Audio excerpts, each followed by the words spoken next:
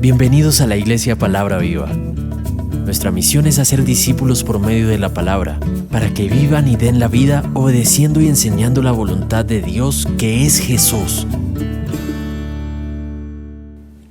Juan capítulo 8, versículo 31 al 36, vamos a leer todos, unánimes, juntos. Dijo entonces Jesús a los judíos que habían creído en él: si vosotros permaneciereis en mi palabra, seréis verdaderamente mis discípulos, y conoceréis la verdad, y la verdad os hará libres. Le respondieron: linaje de Abraham somos, y jamás hemos sido esclavos de nadie. ¿Cómo dices tú, seréis libres? Jesús le respondió: de cierto os digo, que todo aquel que hace pecado, esclavo es del pecado. Y el esclavo no queda en la casa para siempre, el Hijo sí queda para siempre. Así que si el Hijo os libertare, seréis verdaderamente libres. Vamos a orar pidiendo a Dios que obre con su palabra sobre nuestro espíritu. Que la palabra cumpla el propósito para el cual el Señor la envió. El propósito de la palabra es darnos a conocer al Padre. Y conociendo al Padre por medio del testimonio de Jesucristo, en quien tenemos la garantía que realmente es la palabra que salió de la boca de Dios, porque Él es el verbo que se hizo carne, entonces nosotros podamos con esa palabra, por fin, acercarnos a recibir su amor. Parece increíble, ¿no? Que todo el tiempo Dios tenga que decirle al hombre: búsqueme para que tenga la vida.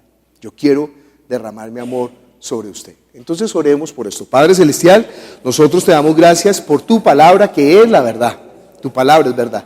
Y nosotros estamos aquí reunidos en tu nombre, porque anhelamos, Señor, deseamos, Padre Celestial. Tenemos hambre, Señor, de tu palabra. Tenemos sed, Padre Celestial, de tu salvación tan grande. Entonces obra en nosotros, Padre Celestial.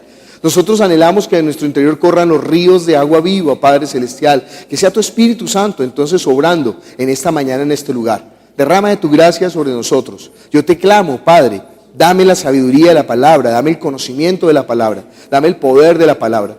Que yo no hable por mi propia cuenta, Jesús, que yo no me aparte, Señor, para ningún lado, sino que permanezca en ella. Que sea tu Espíritu Santo tomando de lo que tú nos revelaste por medio de tu Hijo y llevándonos a toda la verdad.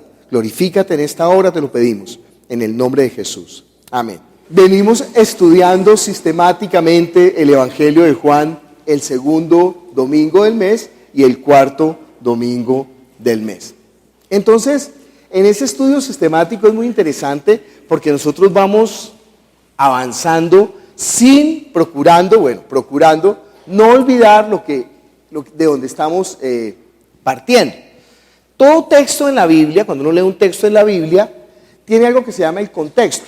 Ese contexto es: ¿de dónde viene lo que se está hablando? O sea, este discurso no es un discurso que brotó por ahí. Alguien dice que los evangelios son una recopilación de los guiones de Jesús, o sea, de dichos de Jesús que se recopilaron inconexamente. No. Juan el evangelista está dando un testimonio y lo está dando de una manera coherente, clara, con un propósito. Y ese propósito es que nosotros podamos creer en Jesús para que creyendo tengamos vida en su nombre. Entonces, con ese propósito, Él está hablando ahí en la palabra. Y esa porción de la Escritura viene de un antecedente. Más o menos como está escrito en el Evangelio de Juan, es la siguiente manera. Juan relata un suceso, un milagro, un prodigio, un hecho, un encuentro con Jesús. Y de ese encuentro, o de ese prodigio, o de ese milagro, Él desarrolla toda la predicación, toda la enseñanza acerca de quién es el Padre por medio del Hijo. Entonces aquí comienza la historia, lo vimos, con la mujer sorprendida en adulterio. Una mujer fue sorprendida en el mismo acto del adulterio y la trajeron a Jesús para matarla. Ya estaba juzgada esa mujer porque según la ley había que matar a las tales, dice la Biblia. Y fuera de eso todos traían las piedras, ¿no? Y entonces cuando ellos están dispuestos a matarla, Jesús muestra el verdadero propósito de la ley que habían olvidado los judíos. No es que no lo conocieran, sino que habían olvidado el propósito de la ley. Y hoy en día nosotros todavía estamos olvidando el propósito de la ley y por eso la predicación del evangelio está siendo tan cambiada. ¿Para qué sirve la ley? Jesús lo dijo muy bien: el que esté libre de pecado, ¿qué? que tire la primera piedra. Y dice que comenzando desde los más viejos a los más jóvenes, todos comenzaron a soltar las piedras que tenían, porque para eso es que es la ley, para demostrar que todos hemos pecado delante de Dios. Eso es lo que dice Romanos capítulo 3, versículo 20, por cuanto todos pecaron, están destituidos de la gloria de Dios. Dice que la ley fue dada para que toda boca se cierre y todo el mundo quede delante de Dios bajo el juicio de Dios. ¿Qué? Que todos somos pecadores. Coincidencialmente se están cruzando las enseñanzas de los lunes con el seminario, con la predicación. Y entonces está siendo muy reforzado este punto acerca de la verdad.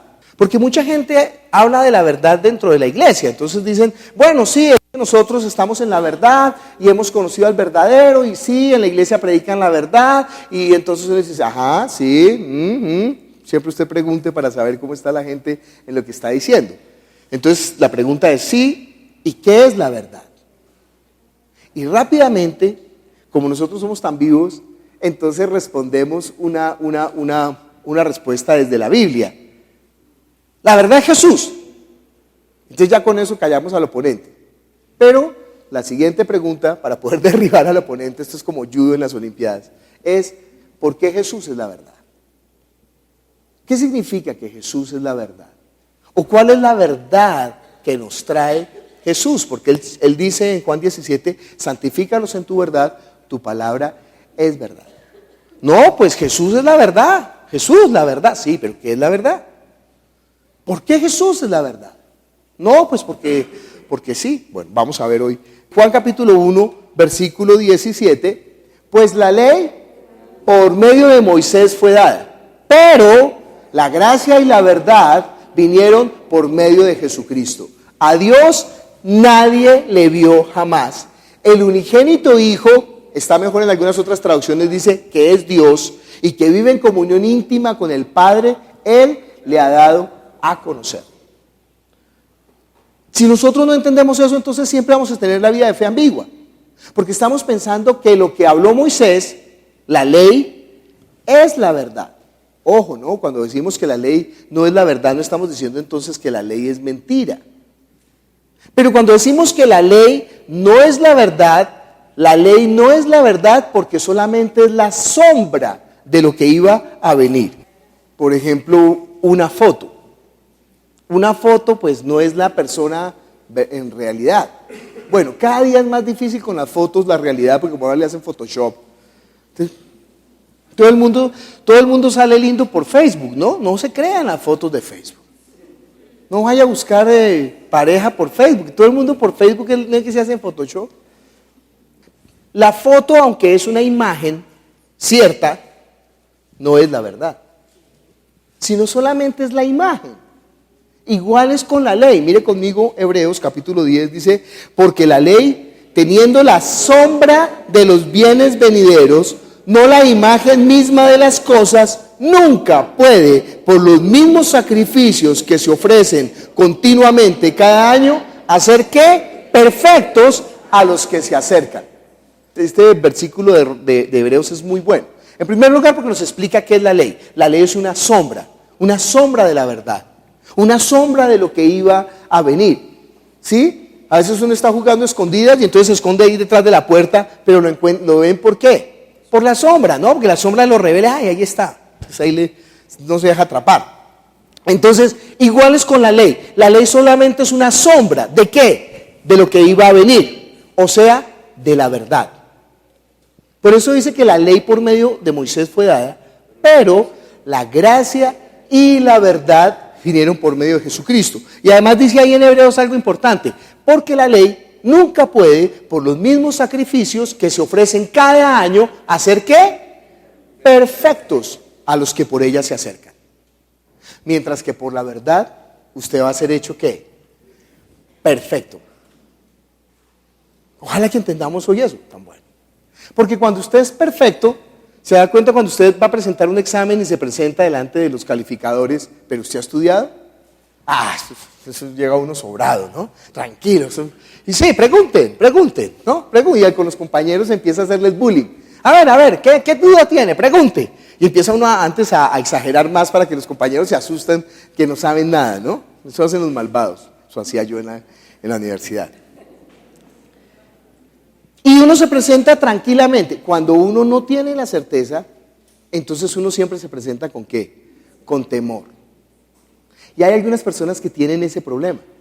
Aunque saben, el temor empieza a dominarlos y el temor no los deja hablar y después salen llorando. ¿Y qué pasó? Yo sabía todo, pero tenía temor. Los nervios me traicionaron. Hoy se llama el sermón, ¿no? ¿Cómo se llama? Conozca ¿qué? La verdad y sea libre. No solamente conozca la verdad. Para que no le pase a usted lo que le pasa a los que saben, pero se salen llorando del examen. ¿Qué le pasó? No, los nervios me traicionaron. No. Que usted pueda presentarse delante del Señor confiadamente. Usted no sabe lo que es ese poder del Evangelio. Que nosotros podamos acercarnos a Dios a decirle ¿qué?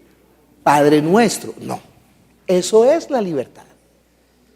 Eso es lo que la Biblia llama la libertad. Conoceréis la verdad y la verdad os hará ¿qué? Libres. Porque el perfecto amor, dice la Biblia, echa fuera el temor. Ya no hay temor. Ya no hay temor de acercarse al único que nos podría juzgar, a nuestro jurado calificador, a nuestro examinador, a nuestro profesor, a nuestro maestro. Ya no hay. Ahora nosotros pensamos ¿qué? Confiadamente. Y uno dice, pregunte. Pues pregunte. ¿Sí? Bueno, con el Señor ya no decimos pregunte, sino que ya vamos a ver cómo nos presentamos. Porque no tenemos un sumo sacerdote que no pueda compadecerse de nuestras debilidades. Eso es demasiado hermoso. Nosotros no tenemos un sacerdote que no pueda compadecerse de nuestras debilidades. Porque Él se hizo exactamente como uno de nosotros. Ay Dios, ¿tú no entiendes? No, claro que entiende. ¿No ve que Él se hizo hombre? ¿No ve que se hizo obediente hasta la muerte y muerte de cruz? ¿No ve que tomó forma de siervo y estando en la condición de siervo se humilló ante el Padre para hacer su voluntad? ¿No ve que dice la Biblia que fue probado en todo, pero sin pecado? Entonces Él sabe cuál es por lo que nosotros estamos pasando, ¿sí? Dice, porque no tenemos un sumo sacerdote que no pueda compadecerse de nuestras debilidades, sino uno que fue tentado en todo, según nuestra semejanza, pero sin pecado. Acerquémonos pues confiadamente al trono de la gracia para alcanzar misericordia y hallar gracia para el oportuno socorro. ¿Usted se acuerda que el día que Jesús murió en la cruz, nos da el testimonio de los evangelistas, el velo del templo, del lugar santísimo, que separaba el lugar santo del lugar santísimo, dice el evangelista, se rasgó de arriba a abajo, indicando con esto, nos dirá el autor de Hebreos, que el camino al lugar santísimo quedaba despejado para el hombre. Ya no había que tener un sumo sacerdote, porque ya el verdadero sumo sacerdote había llegado. Y ya no teníamos que entrar con la sangre de los becerros que se mataban, sino que ahora entrábamos nosotros confiadamente con la sangre ¿de quién? Del sacrificio perfecto, único, del sacrificio del Hijo de Dios, del sacrificio del Cordero de Dios que quitaba el pecado del mundo. Y usted se imagina la confianza que nosotros podemos tener en un pacto hecho con la sangre del Hijo de Dios. Eso es demasiada confianza, eso es demasiada seguridad. Mejor dicho, eso es como una roca de nuestra salvación. ¿Y quién nos va a molestar con eso? ¿Quién podría levantarse contra algo tan contundente como la sangre del Hijo de Dios? Cualquier persona vendría a decir, oiga, pero usted ¿por qué va a venir delante de Dios si usted no ha hecho nada? Entonces uno diría tranquilamente, sí, claro, es verdad, yo no he hecho nada. Pero su Hijo Jesucristo lo hizo por mí. Él derramó la sangre por mí. Él pagó el precio por mí. ¿Y sabe qué? El precio era demasiado alto para inclusive esa deuda tan pequeña. Fue más el precio que se pagó por la deuda. Por eso tranquilamente, confiadamente venimos, sí, hoy lo cantábamos, ¿no? Bueno, en las ofrendas cantábamos, ¿quién me puede dar perdón? Sola de Jesús la sangre, pero también estamos hablando de su gracia cuando cantamos majestad, obedeciste hasta el final, en ti está la gracia y verdad. Bueno, yo no me puse de acuerdo con los de la alabanza, pero me encanta que cada vez la alabanza le pega a la prédica, ¿no? En ti está la gracia y la verdad. ¿Pero qué es esa verdad? ¿Y qué es esa gracia? No puede ser solamente un concepto. Usted sabe, ¿no? Las palabras son abstractas. Nosotros decimos verdad, pero ¿qué quiere decir verdad? ¿Sí? ¿Qué quiere decir? Decimos paz, ¿qué quiere decir paz? Decimos amor, ¿qué quiere decir amor? ¿Qué es amor? ¿Sí? Si solamente son unas letras, eso no tiene sentido. Pero ¿cómo es que se concreta? ¿Cómo es que se formaliza? ¿Qué es lo que está indicando esa palabra que dice, que habla acerca de la verdad? La ley por medio de Moisés fue dada, pero la gracia y la verdad vinieron por medio de Jesucristo. Lo primero que vamos a aprender hoy acerca de Dios es que Dios no cambia.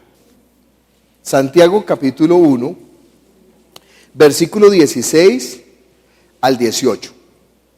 Amados hermanos míos, no erréis.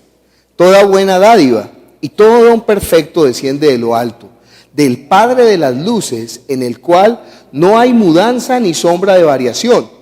Él, de su voluntad, nos hizo nacer por la palabra de verdad para que seamos primicias de sus criaturas. Santiago magistralmente lo está diciendo. ¿En qué consiste la verdad? La verdad quiere decir que no cambia. Si algo cambia, no es la verdad. Si algo depende de las circunstancias, de la contingencia, no es la verdad. Y déjeme decirle, en este universo no hay verdad absoluta. En esto tienen total razón los científicos y total razón los posmodernistas. Cuando dicen que en el mundo, que cada uno tiene su propia verdad, pues eso, claro que eso es verdad. Pero si cada uno tiene su propia verdad, quiere decir que la verdad de todos es ¿qué? Mentira. Porque entonces depende de cada uno. A mí me parece que sí, a mí me parece que no, a mí me parece que tal vez, a mí me parece que arriba, a mí me parece que abajo. ¿Usted se imagina si con esa verdad uno tratara de establecer los principios? Por ejemplo, si nosotros en las matemáticas dijéramos 1 más 1, a mí me parece que 2. Y otra persona dijera, no, a mí me parece que 3. Y otro, no, a mí me parece que 5. Digo, no, el 7 es el número de la suerte. Para mí es 7. Y entonces ahora construya los edificios con eso, con esa verdad relativa. Pues se le cae el edificio. No se puede. Y en este universo, todas las cosas son relativas. Ese es lo que descubrió Albert Einstein con la teoría de la relatividad. Que lo que nosotros pensábamos que era constante, por ejemplo, el tiempo aquí en la Tierra es diferente al tiempo en el espacio. Y que si una persona de 30 años se va en un viaje interestelar y demora 20 años y regresa, cuando regresa sus hijos son más viejos que él. ¿Quiere algo mejor que el Botox? Vaya y dése una vuelta por el espacio interestelar. Y cuando vuelva, usted va a volver más joven que sus hijos. Todo es relativo, todo es relativo. Pero ojo, entonces, ¿qué es la verdad? La verdad es lo que no cambia. Por eso Dios está por encima, inclusive del cielo de los cielos. Y Él es inmutable, Él no cambia, en Él no hay sombra de variación. Por eso, la palabra de Dios, que no cambia, es la verdad. Sí, dice ahí en el versículo, Él de su voluntad, versículo 18, nos hizo nacer por la palabra de verdad, para que seamos, ¿qué? Primicias de su criatura. Mire conmigo primera de Juan, capítulo 5, versículo 20. Dice, pero sabemos que el Hijo de Dios ha venido y nos ha dado entendimiento para conocer al que es verdadero, y estamos en el verdadero, en su Hijo Jesús. Este es el verdadero Dios y la vida eterna. Él es el verdadero. Él es el que no cambia. Algunas personas enseñan que el plan de Dios cambió. Que Dios tenía un plan, no sé si lo ha escuchado, pero eso es una mala teología, ¿no? Que Dios tenía un plan y que por el pecado del hombre, entonces Dios ¿qué? Cambió el plan. Y que Jesucristo es el plan B de Dios. ¡Ay! Eso es la ignorancia absoluta. Eso es no haber leído la Escritura. Dios no tiene plan B. ¿No es que Dios sabe todas las cosas? Dios ya ha establecido todas las cosas. Usted ve, ¿no? Yo estoy dando vueltas diletantes alrededor de la verdad, pero no le he dicho qué es la verdad. Es mi juego para que usted quede ahí, empiece a correr en su cerebro. ¿Y qué es la verdad? ¿Y qué es la verdad? ¿Y qué es la verdad? Bueno, dice 1 de Pedro capítulo 1, versículo 18. Sabiendo que fuisteis rescatados de vuestra vana manera de vivir. ¿Cómo dice otra versión? Vana manera. Ay, qué maravilla. Dios los rescató a ustedes de la vida, ¿qué? Sin sentido que llevaban. Entiendan, si nosotros no tenemos un encuentro con la verdad, nuestra vida, por más exitosa que sea en este mundo, será una vida, ¿qué? Sin sentido. Una vida vana, una vida vacía.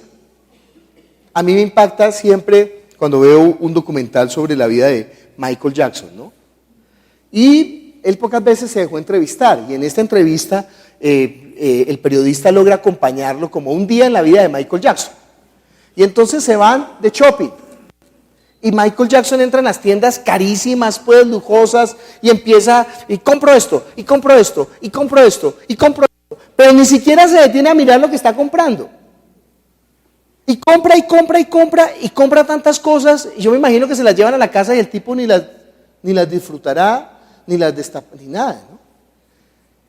Y con todo ese éxito en su vida artística, un monstruo, o sea, un monstruo absoluto. El hombre era súper trabajador, con una disciplina para el ensayo, para la música, con un oído musical, mejor dicho,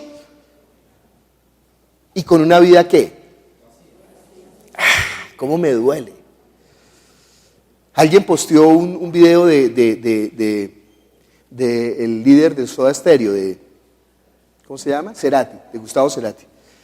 Y él dice, mire, hay un vacío, hay algo que falta, hay una pregunta constante.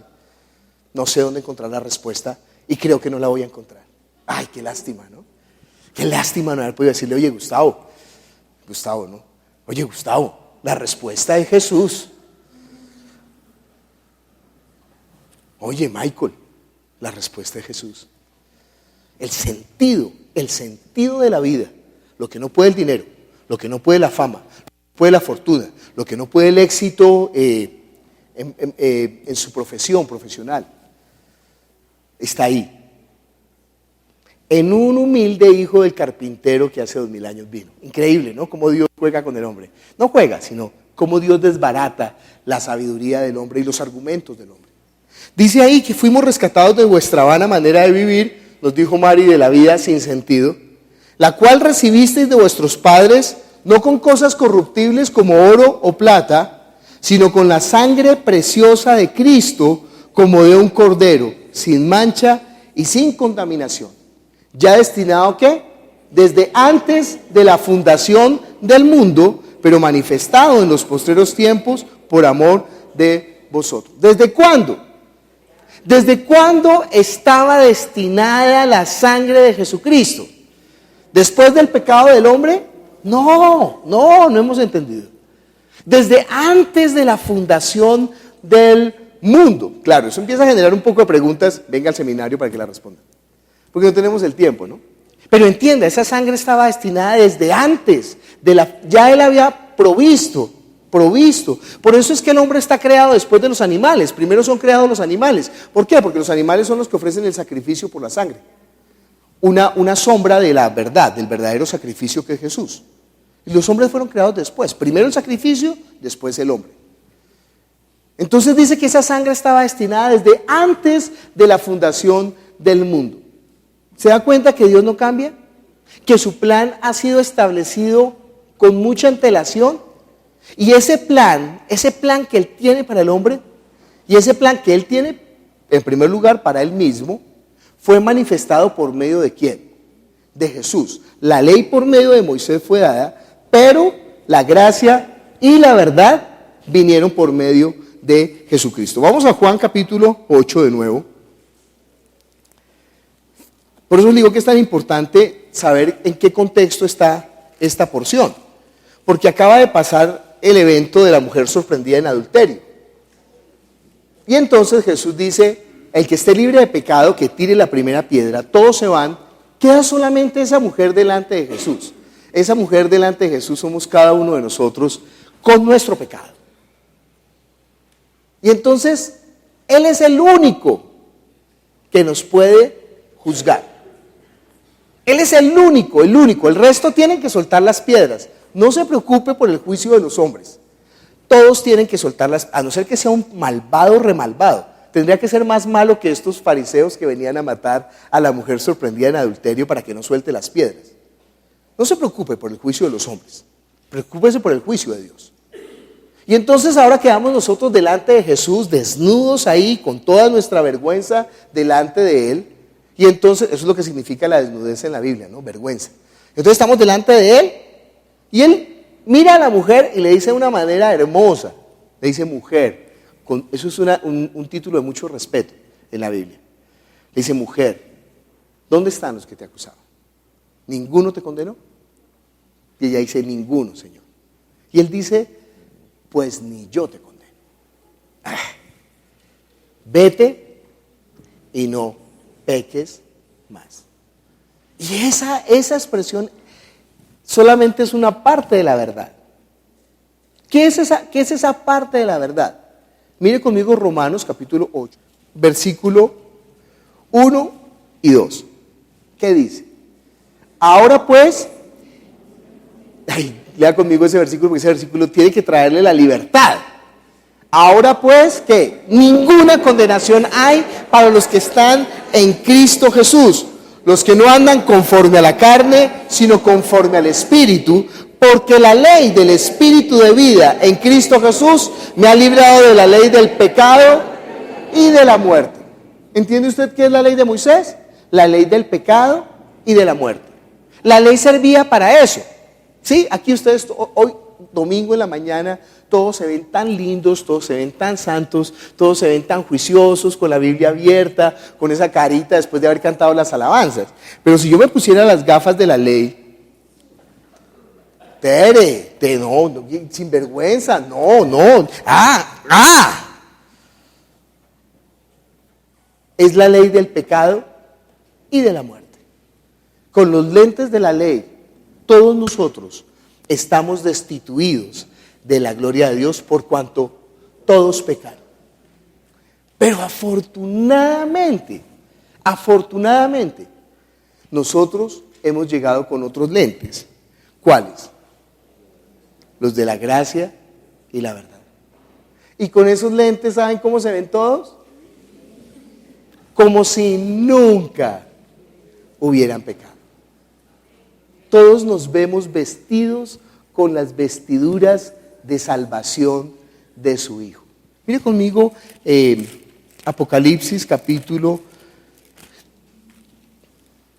7. Vamos desde el 9, es que es demasiado bonita esta imagen. Porque así como estaban ustedes hoy cantando, cantamos majestad, así va a ser nuestra adoración en el cielo. Dice, después de esto miré, he aquí una gran multitud, la cual nadie podía contar, de todas las naciones y tribus y pueblos y lenguas, que estaban delante del trono y en la presencia del Cordero, vestidos de ropas blancas y con palmas en las manos. Oiga, no crea esa mentira que en el cielo solamente va a haber un grupito de designados especiales VIP. No, su merced. ¿Ustedes saben que enseñan eso? Que en el cielo los VIP y que en la tierra pues el resto. Y usted viejo, pues no, usted no logra los VIP. Pero dice la Biblia que había una multitud delante del trono y del Cordero, vestidos de ropas blancas, ¿no? Y dice, y clamaban a gran voz diciendo, la salvación pertenece a nuestro Dios que está sentado en el trono y al Cordero. Y todos los ángeles estaban en pie alrededor del trono y de los ancianos y de los 4 seres vivientes, y se postraron sobre sus rostros delante del trono y adoraron a Dios, diciendo, amén. La bendición y la gloria y la sabiduría y la acción de gracias y la honra y el poder y la fortaleza sean nuestro Dios por los siglos de los siglos. Amén. Por eso cantamos ¿qué? Majestad. Cuando cantamos majestad estamos diciéndole, tú eres. ¿Qué requisito necesitaban estos que estaban ahí en esa multitud? ¿Qué requisito? Tenían que estar ¿cómo? ¿Cómo tenían que estar? Vestidos de ropas blancas.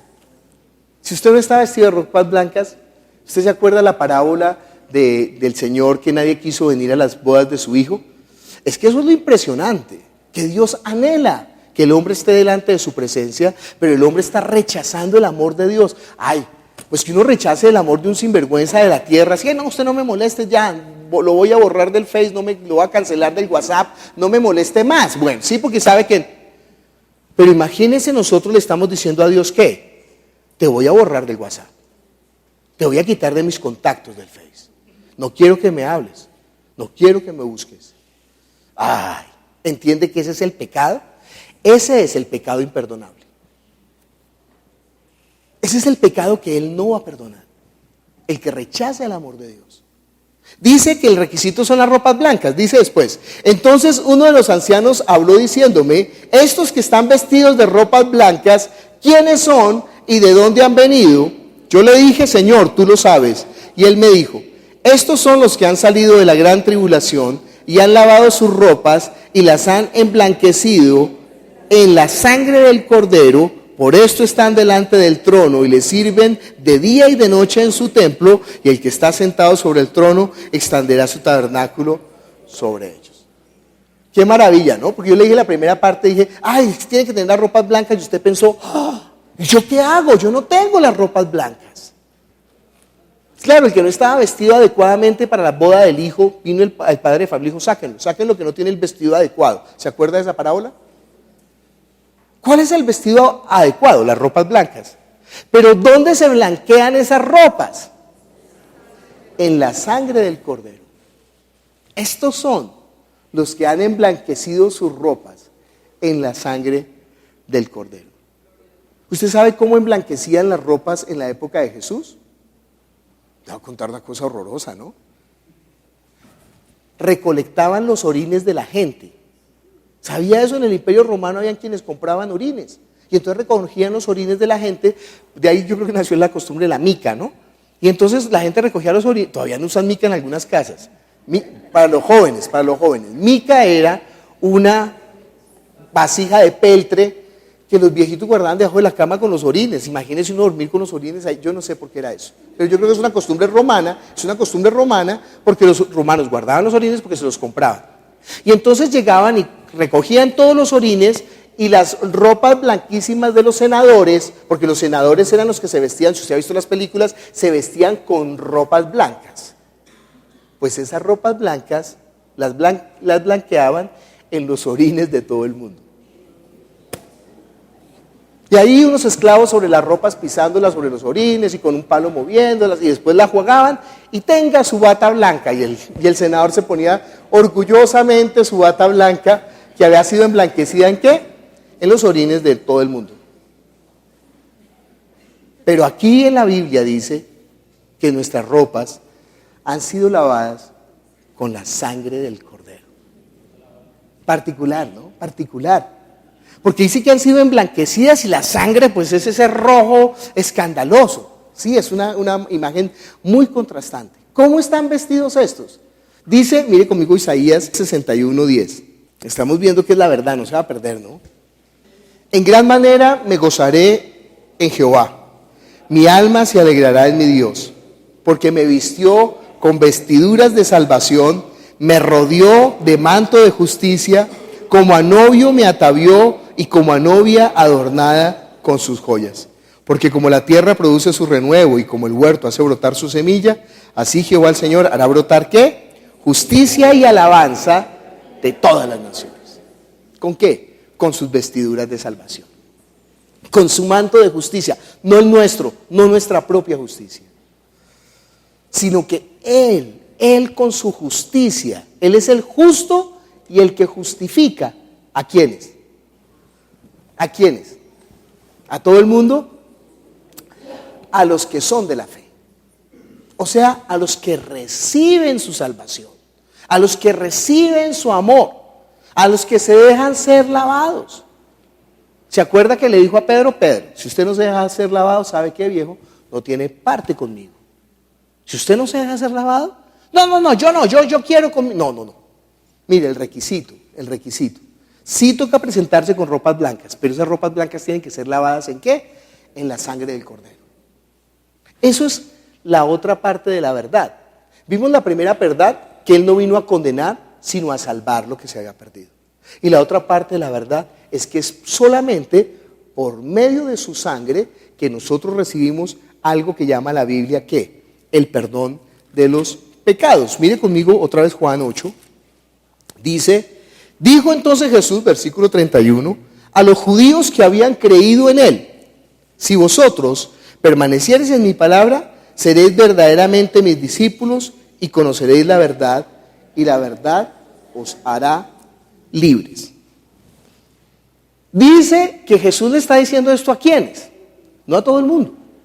A los judíos que habían creído en Él. Acuérdese, Jesús está frente a la mujer sorprendida en adulterio, la mujer, todos se van, queda la mujer, pero después de que queda la mujer, Jesús comienza a hablar y entonces empiezan a escuchar lo que Jesús está diciendo. Y Jesús comienza a hablar de este discurso ¿a quiénes? A los que habían creído en Él. ¿Usted cree en Jesús? Bueno, ya tiene por lo menos fe de demonio. Porque no es suficiente. No es suficiente. Creer no es suficiente. Santiago capítulo 2, versículo 19. ¿Qué dice? ¿Tú crees que Dios es uno? Bien haces. También los demonios creen y tiemblan. Bueno, al menos ya tiene fe de demonio. Eso es una ventaja ya. Pero con esa fe de demonio, ahora tiene que escuchar lo que dice Jesús. Usted no me está creyendo que esa es fe de demonio. Mire, versículo 31. Dijo Jesús entonces a los judíos que habían creído en Él. Y mire, eso lo veremos en la próxima prédica el cuarto domingo. Mire el versículo 44, lo que le dice a esos judíos que habían creído en Él. Vosotros sois de vuestro padre, ¿quién? El diablo, y los deseos de vuestro padre queréis hacer. Él ha sido homicida desde el principio y no ha permanecido en la verdad, porque no hay verdad en él. Cuando habla mentira, de suyo habla, porque es mentiroso y padre de la mentira. ¿Y saben qué van a decir los que habían creído en Jesús? Versículo 48. Respondieron entonces los judíos y le dijeron, ¿no decimos bien nosotros que tú eres samaritano y que tienes demonio? Estos eran los que habían creído en Él. Imagínense los que no habían creído en Él. Porque aunque han creído en Él, o sea, entienden que en Jesús hay algo particular, especial, pero no quieren recibir su palabra. No quieren, y dice, ¿ustedes por qué no entienden mi lenguaje? Porque mi palabra no haya cabida en ustedes. ¿Y qué es lo que no haya cabida? La verdad. La verdad es lo que no haya cabida. Todavía no le he dicho que es la verdad. Pero ya le he dado las pistas de la verdad. La verdad no es la ley. La verdad es la palabra que trajo Jesucristo. El evangelio de la salvación. ¿Qué es ese evangelio de la salvación? Una vez le pregunté a un director de una denominación en la que yo pertenecía, ¿no? Y entonces yo le pregunté al director, oye, porque los que fundaron la misión fueron muy, muy especiales. Fueron un hombre y una mujer de Dios. Se llamaban los Juanitos. Juanito Firtz y Juanita. No me acuerdo el apellido Juanita. Y entonces estos hombres hicieron tanto en la obra del evangelio aquí en Colombia. Si usted lee un libro de historia de la iglesia en Colombia, ellos estarán ahí. John Firtz y Juanita Firtz. Jane Firtz se llama ella. Y entonces yo le pregunté al director de la misión, oye, estos hombres esta pareja tan poderosa que hizo tanto en la obra del evangelio, ¿cómo era su predicación? ¿Qué predicaban? Y me respondió el director de la misión, no, ellos solamente predicaban el evangelio. Claro, porque él era un predicador de puro humanismo, él predicaba pura psicología y puro humanismo. Entonces para él esa predicación de los Juanitos era menospreciable. Ellos solamente predicaban el evangelio. Y, ay, ¿en qué momento nos desviamos? Bueno, dice 1 Corintios capítulo 15, además os declaro, hermanos, el evangelio que os he predicado, el cual también recibisteis, en el cual también perseveráis, por el cual asimismo, si retenéis la palabra que os he predicado, sois salvos, si no creísteis en vano. ¿Usted se da cuenta que es posible creer en vano? Eso sería la cosa más horrorosa del mundo. Eso sería el horror más. Dice, mejor le hubiera sido no haber conocido el camino de la verdad que volverse atrás del santo mandamiento. Dice en Hebreos capítulo 6 que es imposible que los que una vez degustaron la buena palabra, los dones del Espíritu Santo, las glorias del mundo venidero, y recayeron y vuelven atrás, es como la tierra que produce abrojos y espinas y no sirve para nada, y su fin es ser quemada. No hay nada, hay algo más horroroso que un incrédulo, hay algo más terrible que un incrédulo, hay algo, no sé la palabra no es horroroso, sino algo más que produce más susto que un incrédulo. ¿Qué? Un creyente que se volvió atrás. Dice en 2 de Pedro, mire, mejor le hubiera sido no haber conocido el camino de la verdad, mejor que no. Mire, no pierda 1 Corintios. ¿Se acuerda que la tierra que no produce fruto dice que produce espinos y cardos en Hebreos? Y su fin es ir quemada. Mire lo que dice en Mateo capítulo 13. El que fue sembrado entre espinos, este es el que oye la palabra, pero ¿qué? El afán de este siglo y el engaño de las riquezas ahogan la palabra y la vuelven ¿qué? Infructuosa.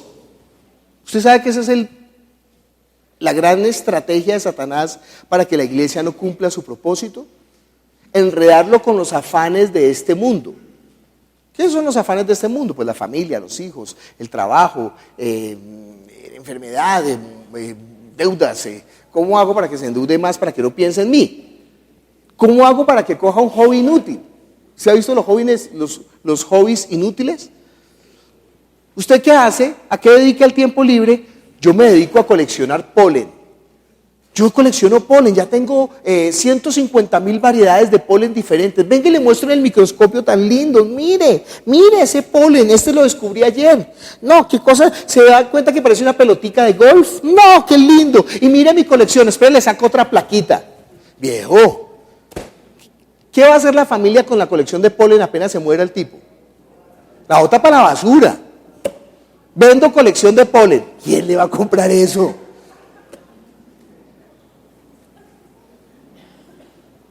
Pero ¿no ve que Satanás lo engañó? Lo distrajo para que su vida se convirtiera vana, para que su vida no tenga sentido, para que su vida se convirtiera en infructuosa. Vacía. Dice, fíjese que esta persona recibió la palabra, porque dice que es la semilla. Pero el problema es que cae entre espinos y cardos porque los afanes de este siglo y el amor por las riquezas la vuelven ¿qué? Infructuosa. Estábamos en 1 Corintios capítulo 15 hablando de la predicación en vano. Si usted creyó, yo no sé si usted ha creído en vano. No, que no crea en vano. Que no crea en vano. Dice, por eso dice que tiene que perseverar, que tiene que recibir, que tiene que retener esa palabra. Tiene que vivir en la palabra. Si ustedes permanecen en mí y mis palabras permanecen en ustedes. A los que habían creído en él les dijo, si mi palabra permanece en ustedes, no, yo ya creí, yo hice una oración. ¿Cuándo? No, hace rato no me acuerdo, pero yo la hice. No. Usted tenía que permanecer en la palabra. El Señor Jesucristo lo dirá en Mateo capítulo 24. El que persevere hasta el fin, este será salvo. Porque no ve que se va a multiplicar la maldad. Y por haberse multiplicado la maldad, el amor de muchos, ¿qué? Pues claro, porque si yo voy a la iglesia y veo que el pastor es un malvado, no, ese pastor me quebró mi corazón y los hermanos también, y no, en la iglesia hacía mucho frío, yo no vuelvo. ¿Usted puso los ojos en quién? En el hombre, y en el hombre siempre se desilusionará. Bien hecho, yo siempre le he dicho, bien hecho. Si le quebraron el corazón en una iglesia, bien hecho. ¿Por qué? Porque los ídolos fueron derribados. Porque nosotros teníamos que colocar los ojos solamente en ¿quién? En Jesús, el autor y consumador de la fe, y Él no falla. Esa es la ventaja, ¿no? Él es el testigo fiel, dice la Biblia. Él no falla. Él es el que permanece para siempre, por eso a Él cantamos majestad. 1 Corintios capítulo 15, estoy leyendo el versículo 3 y 4. Porque primeramente os he enseñado lo que asimismo recibí, que Cristo murió por nuestros pecados. conforme a las Escrituras, y que fue sepultado y que resucitó al tercer día, conforme a las Escrituras. Eso es la verdad. Tan sencillo, ¿no? No es una gran disertación filosófica. Tan sencillo. Que Cristo murió por nuestros pecados, no se olvide eso, conforme a las Escrituras. Y que resucitó al tercer día, ¿qué? Conforme a las Escrituras. Son dos partes de la verdad, dos elementos de la verdad: la muerte por nuestros pecados y la resurrección. ¿Usted cree realmente que sus pecados fueron perdonados? Mire conmigo Isaías capítulo 1. ¿O todavía se acuerda del pasado? Todavía está condenado por Satanás. Todavía está siendo acusado por el enemigo. Todavía cuando usted entra a la iglesia no puede levantar las manos, ¿sí? Porque sientes, no, pero qué pena. Si usted está bajo esa condenación del diablo, entonces no ha recibido la verdad. No ha sido iluminado, no ha nacido de nuevo. Porque una persona que nace de nuevo, lo primero que tiene es ¿qué? Gozo, libertad, amor, agradecimiento. ¿Por qué? Porque entiende que sus pecados, ¿qué? Le fueron perdonados. Ay, eso es demasiada libertad. Que ya no hay ninguna condenación para nosotros. Que el único que podía juzgarnos nos dijo ¿qué? Yo te condeno, más bien no peques más. O sea, deja de rechazar mi amor y ven a mí. Porque acuérdese, ¿por qué le dice a esa mujer que no peque más? Es que esa mujer no vino a Jesús. A esa mujer la trajeron obligada y la iban a matar. Entonces en esa mujer no ha ocurrido el acto que se llama arrepentimiento. ¿Arrepentimiento es qué? Que yo busco a Jesús. Que yo soy consciente y digo, yo no puedo, yo no alcanzo, no es suficiente. Me podría esforzar muchísimo, pero no puedo. Entonces uno dice, necesito un Salvador. Y ese Salvador es Jesús. Y entonces yo vengo a sus pies y le digo, Señor, perdóname. Y Él dice, ten ánimo, tus pecados te son perdonados. Eso es una belleza cuando le dice a esa mujer, a otra mujer le dice eso. Ten ánimo, tus pecados te son perdonados. Dice ahí en Isaías capítulo 1, versículo 18, venid luego, dice Jehová, y estemos a cuentas. Si vuestros pecados fueren como la nieve, serán emblanquecidos. Si fueren rojos como el carmín, vendrán a ser como blanca lana. Qué particularidad, ¿no? Lee la versión que tienes, Mari. Vengan y alegremos el pleito, aunque sus pecados sean como el rojo encendido, ustedes quedarán tan blancos como la nieve. Aunque sean rojos como la púrpura, ustedes serán tan blancos como la lana. Aunque sean rojos como el ¿qué? Como el carmín, pero no sé cómo dice ahí carmín. Que sean como el rojo encendido. ¿Qué dice Marta? Como tinta roja. ¿Qué dice púrpura? Rigoberto, se me olvidó el nombre. Como la púrpura. Pero se dan cuenta de ese cambio. Mire, es lo mismo que está hablando en Apocalipsis, pero lo contrario. ¿Se acuerdan? ¿Quién fue vestido de rojo para que nosotros fuéramos vestidos de blanco? Usted sabe, ¿no? A él lo desnudaron y lo azotaron. Y cuando lo azotaron, lo vistieron con su propia sangre. Y con esa sangre nos cubrió, con esa sangre nos vistió de salvación. Y ahora tenemos nosotros ¿qué?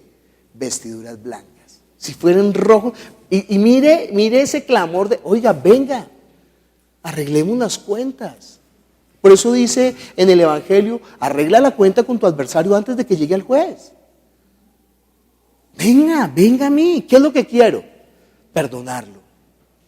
Increíble, ¿no? ¿Qué es lo que quiero? Lavarlo. ¿Qué es lo que quiero? Vestirlo con vestiduras de salvación. No rechace más mi amor. No cometa más el pecado imperdonable. Venga. Pero esa es la primera parte. Dice que la primera parte es que Cristo murió por nuestros pecados conforme a las Escrituras. Y la segunda parte, Alguna gente no predica la segunda parte, solamente predica la primera parte. Acuérdese, la Santa Cena tiene dos elementos: la copa, que simboliza la sangre, y el pan, que significa la vida. Porque dice que Cristo murió por nuestros pecados conforme a las Escrituras y que resucitó conforme a las Escrituras. ¿Qué significa la resurrección para nosotros? Mire conmigo, Romanos capítulo 6, versículo 3 hasta el 5. ¿Qué entendió usted del Evangelio? No, que Cristo pagó por mis pecados. Bueno, ya tiene la mitad de la verdad. Le falta la otra mitad, que es más preciosa. Dice: ¿o no sabéis que todos los que hemos sido bautizados en Cristo Jesús hemos sido bautizados en su muerte? Bueno, esa es la primera parte. Porque somos sepultados juntamente con Él para muerte por el bautismo, perdón de pecados. Se da cuenta lo importante que es el bautismo, ¿no? A fin de que como Cristo que resucitó de los muertos por la gloria del Padre, así también nosotros andemos ¿en qué? En vida nueva. Claro, es que Él no solamente quiere perdonar los pecados, sino quiere que su vida tenga el propósito eterno. Y quiere usar esa vida. Literalmente, ¿cómo se muere de ganas por usarnos? Por eso murió. Para que ahora la vida nuestra pueda ser usada para Él, para su propósito, para que nosotros andemos en vida nueva. Por eso dice, ¿sabe qué? No vuelva otra vez atrás. No vuelva a someterse al pecado. ¿No ve que usted ya murió para el pecado? ¿Cómo va a andar otra vez en el pecado? Ahora comience a andar ¿en qué? En vida nueva. Ahora use esa vida para el propósito eterno que el Señor le ha entregado. ¿Usted no vio la película Buscando al Soldado Ryan? Bueno, Buscando al Soldado Ryan, entonces van, creo que eran 12 soldados a buscar al soldado Ryan, que está en medio de la Europa, porque los 3 hijos de la mujer han muerto, solamente le queda ese hijo, y el gobierno de los Estados Unidos dice, no podemos quitarle a esta mujer todos los hijos, vayan y busquen al soldado Ryan. Y entonces Tom Hanks se pone el casco y va a buscar con 12 hombres pilísimos, ¿no? Y entonces estos hombres empiezan a buscar al soldado Ryan, y por el camino empiezan a matar a uno por uno.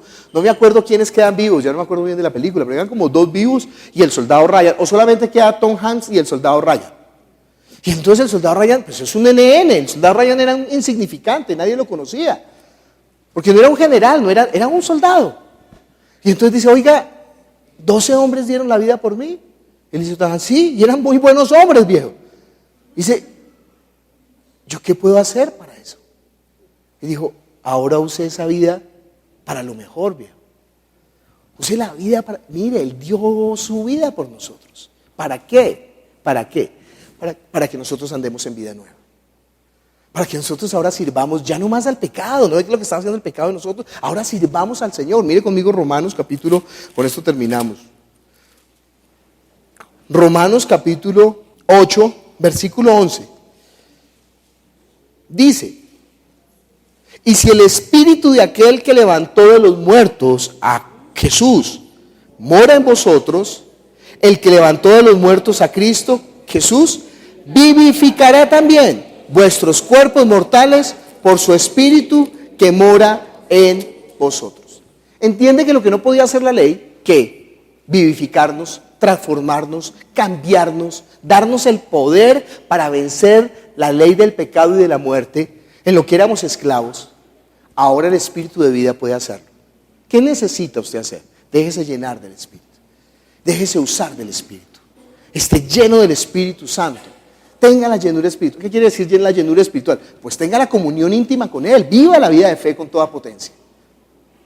Vamos a orar diciéndole eso. Conoceréis la verdad y la verdad os hará libres. Y si el Hijo os libertare, ¿qué? Seréis verdaderamente libres. Padre Celestial, nosotros te damos gracias por tu palabra que es la verdad. Vamos a ponernos de pie. Tu palabra es verdad.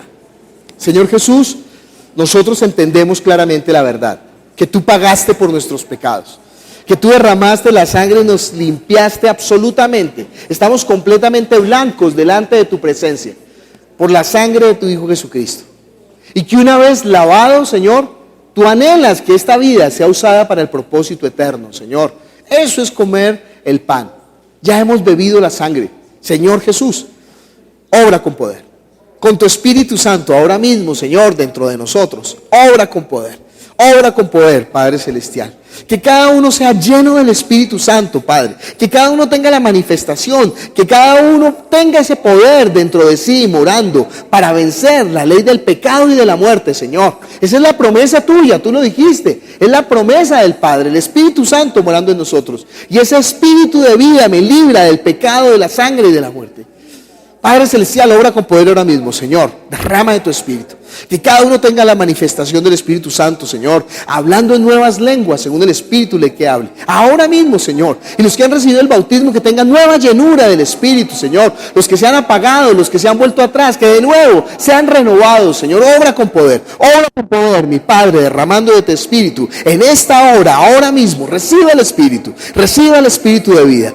Obra con poder. Urrabara babas nava shinda yalarakai. Erribara baba kia baba saina kaina kira via baba kaina kira.